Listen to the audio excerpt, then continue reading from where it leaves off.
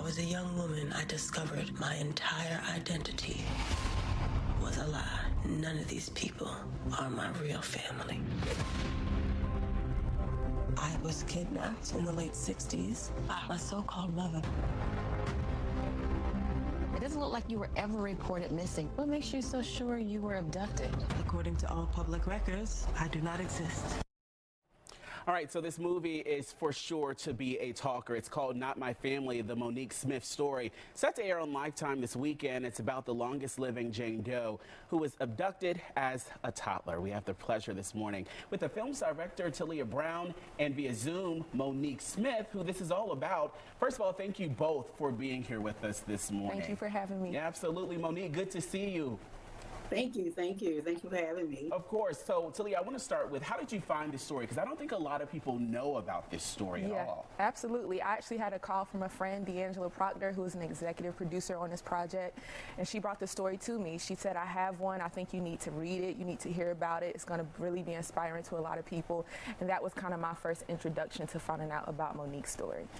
Monique, this is your story. How was the process of bringing it to life? What did that bring out of you? I mean, you lived it, but now seeing it on the screen.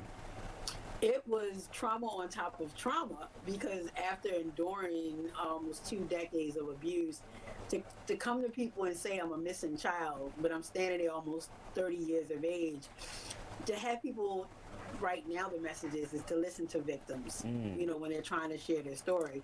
So it's just such an unbelievable story for me to go to law enforcement agencies and nonprofit organizations and say, I have no identity. No origin, no birth certificate, nothing. And just to have door after door after door shut in my face for well over 10 years, that's why I wrote the book. Thank you so much. So you guys filmed this here in Atlanta. Talk about your directing style. How was it? This is such a deep story, an emotional story. How do you talk to your actors, and how do you make sure that Monique's point of view is reflected on film? Absolutely. This story is about Monique. We need to start with Monique, you know, so I asked for her information. I had a wonderful call with her, and she was able to open up to me and just express things so that first we could start with the authenticity of the story and to make sure that we really honor her life and do it well. I wanted to capture her essence, which means I need to learn her voice. I need to see how she moves, how she thinks. And then we took that with the actor Yaya, who did an incredible job, and then just start shaping the story from there. So the process really just looked like having a real honest conversation about the woman that we wanted to honor, and then everything else kind of showed itself approved.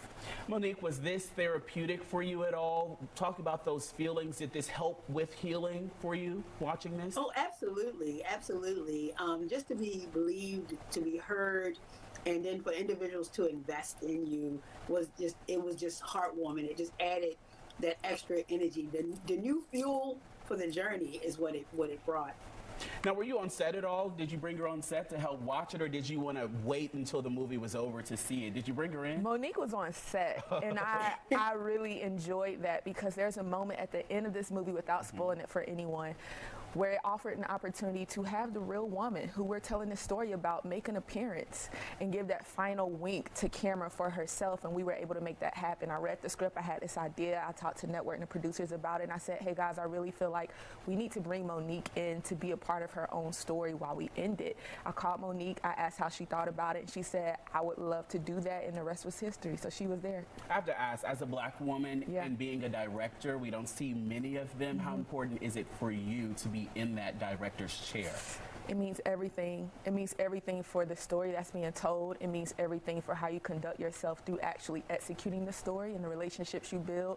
And it just means everything for the relationships, you know, that you build and what you represent, and you want to do right by that. And so that's been my aim with every project I do, on screen, off screen, behind the camera, and in front of it. So yeah, I've been very grateful. Monique, I want to end with you. What do you hope the audience takes away from this movie? What is the message that you hope resonates with the audience? To never give up, to always have hope, and you know, we all have a little bit of resilience to tap into it.